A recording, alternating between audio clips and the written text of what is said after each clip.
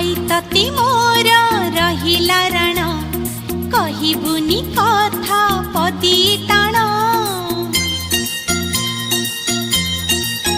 हे भाई तती मोर रहिला रण कहिबुनी कथा पदी टाण तो आखिरे केबे देबिनी मुलुह तो आखिरे केबे देबिनी मुलुह हसेई बितते सारा जीवन मखरपड़ा बुली जा फूड स्टॉल पड़ी गुपचुप मोमो आइसक्रीम चाट खाइबा नाई भाई आमे मंदिर आसिले ठाकुर पूजा करबा गुपचुप खावानी नुहे आ एमिते तो डेरी हेलानी आ जदि मकर जीव ताले आमे डेरी हे जीव बापा लागिबे बो गाड़ी देबो एमिते को गोटे दिन नहीं जो तुम घर गाड़ी सुनी एटा तो मो भाई नीति दिनिया काम नाई भाई चल घर को जीवा मो मां ठारो गाड़ी सुनी परिबे कि बापा को कथा को अमान्य करि परिबे आओ चल देबे जीवा सांग माने संध्या ने चल घर को जीवा नहीं आबे चली जीवा क्लास आबे घर को जीवा ना देरी ने बापा बिगड़िबे समान ना पहुंचले आकट करिबे तोरे का तो सबरे आकट करिबे मोर बापा कौन बोला गाड़ी से लगा दे स्टार्ट कर दे खाली तो बापा ता मां भी मत तो बापा के करंती मामा बहुत बड़ो मोटे एक बाइक आनी देछंती हां कोन करी तमान को भाग्य भला अम्मा पड़छ किंतु मु सेमानकर अनुशासन न अनिश्चय चली इच्छा होची तुम घर छाड़ी दे और से कथा छाड़ा एबे को हमें खेलिबा ना खेल बोल कर घर को जीवा ना मते घर को जीवा हो नाले गाली सुनी चल गाड़ी आसी परिवार पान जीवा बिल्कुल डरी करनी हां तो का बताइयो हां अपन आसी कंपनी जीवा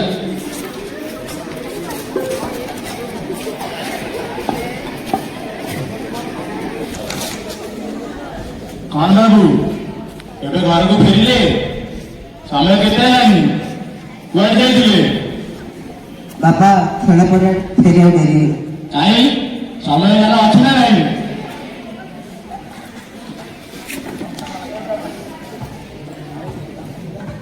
राज हातवर धोई जो ना जा हातवर धोई आसीबु बुझिले सुमित्रा यदि पिलारे दिन ठीक जिनस शिखिबा तेरे बड़ा हेले तुले निश्चय माने पड़िबो हां निश्चय हे प्रभु मो राज तू गोटे भल मनुष्य करिबु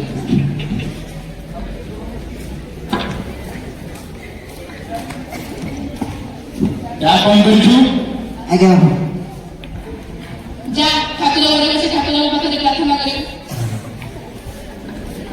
राज बापा तो मुझे जे केशवरा एते बड़ बड़ होइगलेन काई काली जाई जे केशवरा काटी देसिबु आज्ञा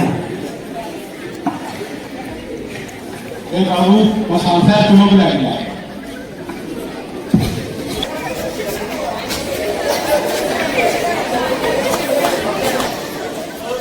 एते बेला हेले सोइछु सकाळ 5टा हेलानी ए पर्यंत बिछा छाड़ी देखो जे तू दिल्ली को दिन अलस हो गलो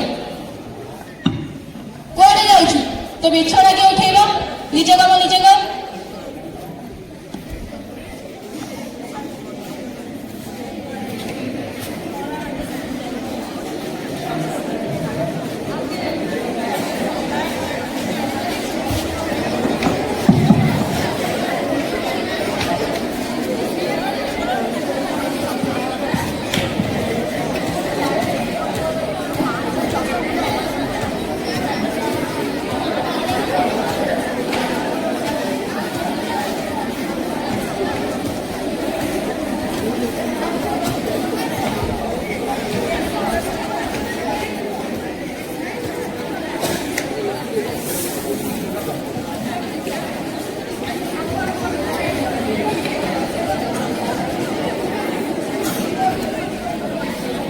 सुन शीघ्र शीघ्र तो नित्य कर्म सारिकी आस राज आदि बड़ा तोर कौन इंटरव्यू अच्छी इंटरव्यू ठीक भाव में प्रस्तुत कर दियो ଆଉ ହଁ ମନେ ରଖ ଠିକ ପୋଷାକ ପିନ୍ଧିକି ଯିବୁ हे भगवान पिलाटी कोड़े लगे दियो हे भगवान मो पुओ को चाकरी मिल गले आम समस्ते खुशी रहू ହଁ ଆଉ ଏ ବୁଢା ବୟସରେ ପରିବାର ଚଳାଇବା ମୋ ପାଇଁ କଷ୍ଟକର ହୋଇପଡ଼ିଲାଣି। ପୁଅଟି ରୋଜଗାର କଲେ ମୋର ଦୁଃଖ ଦୂର ହୁଅନ୍ତା। ହଉ ରାଜ ତୁ ଘରର ସବୁ ସୁଇଚ୍ ଅଫ୍ କରି ଆସିଛୁ ତ? ହଉ ନିଜକୁ ଠିକ ଭାବରେ ପ୍ରସ୍ତୁତ କରିବୁ ତ? ନହେଲେ ତୁଚ୍ଛଟାରେ ଟଙ୍କାର ସାଗର ଦେବା କଥା। ହଉ ତୁ ରାସ୍ତାରେ ଗଲାବେଳେ ଦେଖି ଯାଇଛୁ।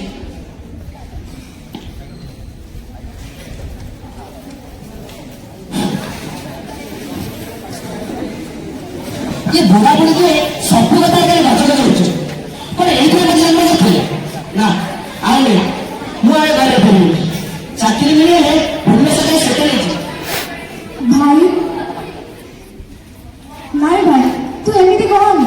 ଯଦି ତୁ ବାପା ମାଙ୍କୁ ଏହି ଅବସ୍ଥାରେ ଛାଡ଼ି ପଳେଇବୁ ତାହେଲେ ଆମେ ବଞ୍ଚିବୁ କେମିତି? ଥରେ ବାପାଙ୍କ କଥା ଭାବ, ସେ ବୁଢ଼ା ବୟସରେ ଆମ ପାଇଁ କଣ ନ କରୁଛନ୍ତି। ତାହେଲେ ସଦର ମଗର ବିରକ୍ତ ହେବେ ନା ମତେ ଗୋଟେ ଜମା ହେଲାନି। ନା ଭାଇ ତୁ ଏମିତି ନିଷ୍ପତ୍ତି ନେନି। ବାପା ମାଙ୍କ ଉପରେ କଣ ବିତିବ ଯେତେବେଳେ ତୁ ପଳେଇବୁ ସେ କଥା ଟିକେ ଭାବ।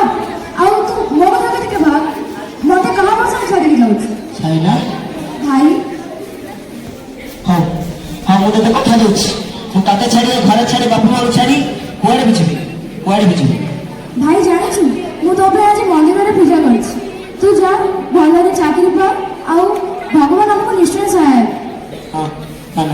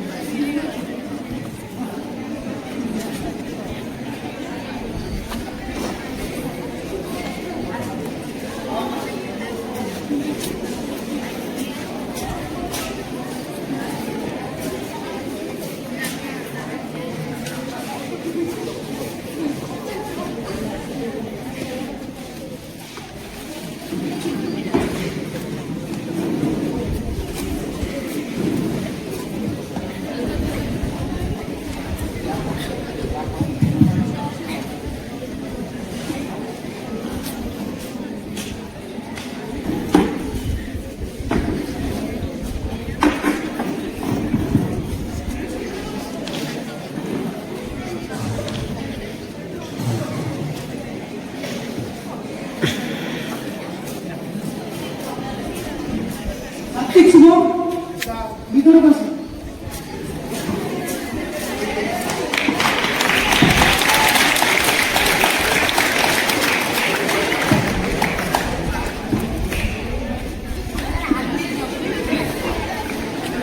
तुम नाम ସାତ୍ଵିକ ଶୁଭ। ତୁମ ବାପା କ'ଣ କରନ୍ତି? ବାପା ଜଣେ ବ୍ୟାଙ୍କ ମ୍ୟାନେଜର। ତୁମେ ଆମ କମ୍ପାନୀରେ କ'ଣ ପାଇଁ ଚାକିରି କରିବାକୁ ଇଚ୍ଛା ପ୍ରକାଶ କଲ? ମୁଁ ଶୁଣିବାକୁ ପାଇଛି ଯେ ଆପଣଙ୍କ କମ୍ପାନୀରେ କର୍ମଚାରୀମାନଙ୍କୁ ଅଧିକ ସାଲାରୀ ମିଳେ, ଏଠାରେ କର୍ମଚାରୀମାନଙ୍କୁ ବହୁତ ସମ୍ମାନ ମିଳେ, ତେଣୁ ମୁଁ ଏଠାରେ ଆସିବାକୁ ଇଚ୍ଛା ପ୍ରକାଶ କଲି। ଠିକ୍ ଅଛି, ଆପଣ ଏବେ ଆସନ୍ତୁ, ଆମେ ଆପଣଙ୍କୁ ପରେ ମେଲ୍ ମାଧ୍ୟମରେ ଇନଫର୍ମେସନ୍ ଦେବୁ।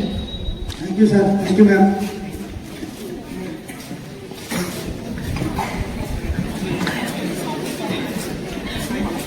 ସାର୍ ସାର୍ ଆପଣ ଇଣ୍ଟରଭ୍ୟୁ କେମିତି ହେଲା?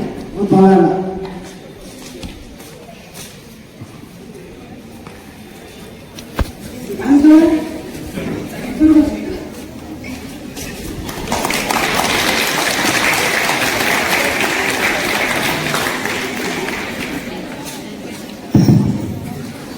तुम नाम ତୁମ ବାପା କ'ଣ କରନ୍ତି? ମୁଁ ତୁମେ ଆମ କମ୍ପାନୀରେ କ'ଣ ପାଇଁ ଚାକିରି କରିବା ପାଇଁ ଇଚ୍ଛା ପ୍ରକାଶ କଲ? ଶୁଣିବାକୁ ପାଇଛି ଆପଣଙ୍କ କମ୍ପାନୀରେ କର୍ମଚାରୀମାନଙ୍କୁ ଭଲ ସାଲାରୀ ମିଳେ, ଏବଂ କର୍ମଚାରୀମାନଙ୍କୁ ଭଲ ସମ୍ମାନ ମିଳେ, ତେଣୁ ଆସିଥିଲି ଚାକିରି କରିବାକୁ। ଠିକ୍ ଅଛି, ଆପଣ ଏବେ ଆସିପାରନ୍ତି। ଆମେ ଆପଣଙ୍କୁ ପରେ ମେସେଜ ଦେବୁ। Thank you sir.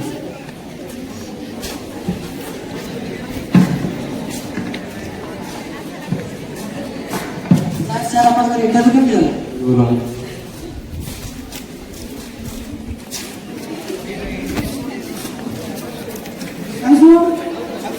ଭିତରୁ ବସ।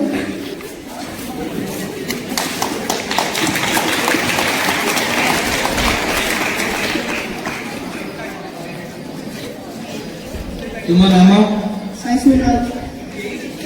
ମୋ ବାପା କ'ଣ କରନ୍ତି? ଟିଚର ଅଛନ୍ତି। ତୁମେ ଆମ କମ୍ପାନୀରେ କ'ଣ ପାଇଁ ଚାକିରି କରିବାକୁ ଇଚ୍ଛା ପ୍ରକାଶ କଲ? ମୁଁ ଶୁଣିବାକୁ ପାଇଥିଲି କି ଆପଣଙ୍କ କମ୍ପାନୀରେ ସାଲାରୀ ଅଧିକ ମିଳେ ଏବଂ କର୍ମଚାରୀମାନଙ୍କୁ ଅଧିକ ସମ୍ମାନ ମିଳେ, ସେଥିପାଇଁ ଚାକିରି କରିବାକୁ ଇଚ୍ଛା କଲି।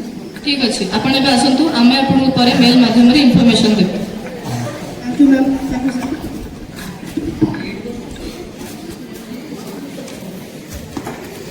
ସାର୍ ଆପଣଙ୍କର ଇଣ୍ଟରଭ୍ୟୁ କେମିତି ଗଲା? ବହୁତ ବହୁତ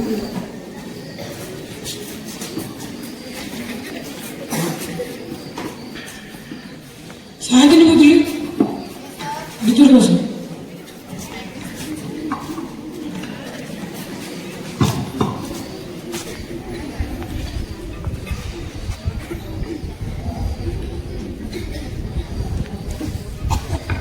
ତୁମ ନାମ? ସାୟନ୍ତୀ। ତୁମ ବାପା କ'ଣ କରନ୍ତି? ମୋ ବାପା ଜଣେ ବ୍ୟବସାୟୀ। ତୁମେ ଆମ କମ୍ପାନୀରେ କ'ଣ ପାଇଁ ଚାକିରି କରିବାକୁ ଇଚ୍ଛା କଲ? ମୁଁ ଶୁଣିବାକୁ ପାଇଲି ଯେ ଆପଣଙ୍କ କମ୍ପାନୀର କର୍ମଚାରୀମାନଙ୍କ ସୁରକ୍ଷା ନିମନ୍ତେ ଅଧିକ ଗୁରୁତ୍ୱ ଦେଉଛି। ତା ଛଡ଼ା ଆପଣଙ୍କ କମ୍ପାନୀ ଅନ୍ୟ କମ୍ପାନୀ ଅପେକ୍ଷା ଭଲ ସାଲାରୀ ମଧ୍ୟ ଦେଉଛି। ସେଥିପାଇଁ ମୁଁ ଆପଣଙ୍କ କମ୍ପାନୀରେ ଜବ୍ କରିବାକୁ ଇଚ୍ଛା କରୁଛି।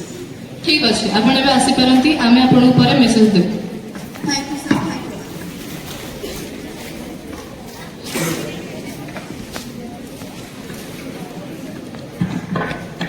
ଅନନ୍ୟ ସାହୁ ଭିତରୁ ବସ।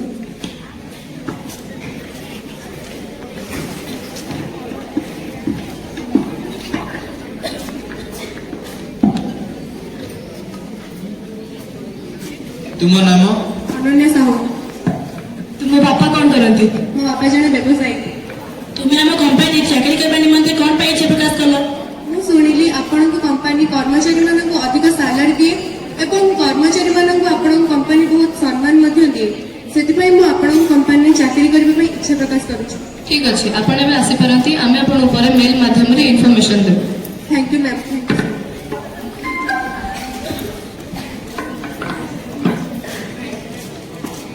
ରାଜଶେଖର ଦାସ।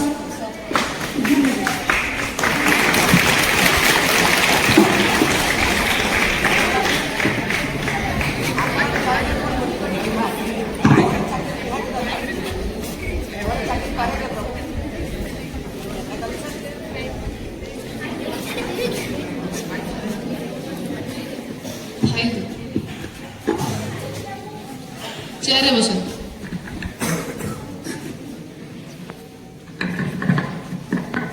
ତୁମ ନାମ? ରାଜଶେଖର ଦାସ। ତୁମ ବାପା କ'ଣ କରନ୍ତି? ମୋ ବାପା ବ୍ୟବସାୟ କରେ। ତୁମେ ଆମ କମ୍ପାନୀରେ କ'ଣ ପାଇଁ ଚାକିରି କରିବାକୁ ଇଚ୍ଛା କଲ? ମ୍ୟାମ୍, ଘରର ପରିସ୍ଥିତି ଆଉ ଭଲ ନାହିଁ। ମୁଁ ଘରର ଏକମାତ୍ର ପୁଅ। ମୋର ଏ ଚାକିରି ନିହାତି ଦରକାର। ମୁଁ ଶୁଣିଥିଲି ଆପଣଙ୍କ କମ୍ପାନୀ ବହୁତ ଭଲ। ଏଠି କର୍ମଚାରୀମାନଙ୍କୁ ଭଲ ସମ୍ମାନ ମିଳେ। ଆପଣମାନେ ନିରାଶ କରନ୍ତୁନି ମୋତେ ଦୟାକରି। ଆଚ୍ଛା ରାଜଶେଖର, ଆପଣଙ୍କୁ ଏ ଚାକିରି ଆମ କମ୍ପାନୀ କାହିଁକି ଦେବେ ବୋଲି ଆପଣ ଭାବୁଛନ୍ତି? ମ୍ୟାମ୍, ମୁଁ ଆପଣଙ୍କୁ କହି ରଖୁଛି, ମୁଁ ଏ କମ୍ପାନୀରେ ମୋର ନିଷ୍ଠାର ସହିତ କାମ କରିବି। ଏ କମ୍ପାନୀର କ୍ଷତି ହେଲା ଭଳି କୌଣସି କାମ କରିବିନି। ମୁଁ ତୁମକୁ କିଛି ବ୍ୟକ୍ତିଗତ କଥା ପଚାରି ପାରିବି କି? Yes ma'am. ଆମେମାନେ ଅଫିସ ଭିତରେ ଥାଇ ଅଫିସ ବାହାର ଦୃଶ୍ୟ ସିସିଟିଭି କ୍ୟାମେରା ମାଧ୍ୟମରେ ଦେଖୁଥିଲୁ।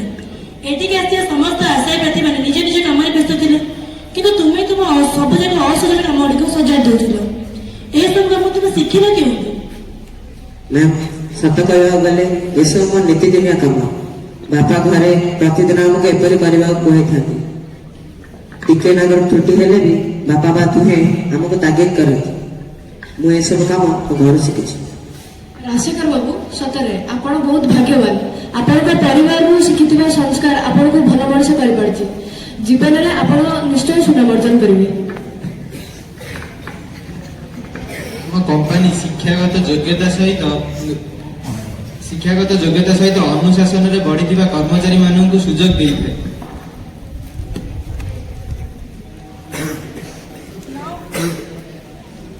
Now you are selected. Thank you, ma'am. Thank you, sir. I'm so happy.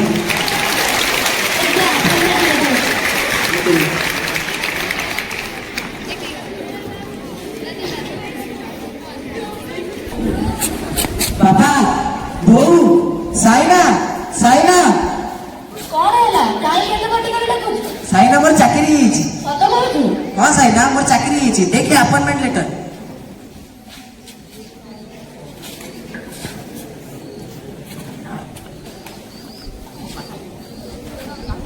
ବାପା ବୋଉ ମୋର ଚାକିରି ହେଇଯାଇଛି।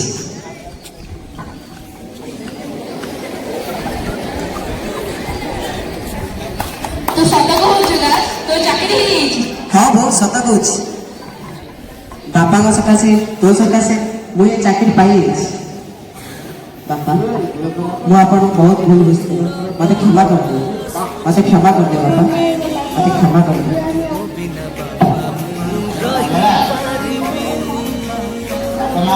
ପିଲା ମୋର ଆମ ଭଳି ଥାଆନ୍ତି ଆମେ ବାପା ମା ବହୁତ ଭଲ ପାଉ। तुम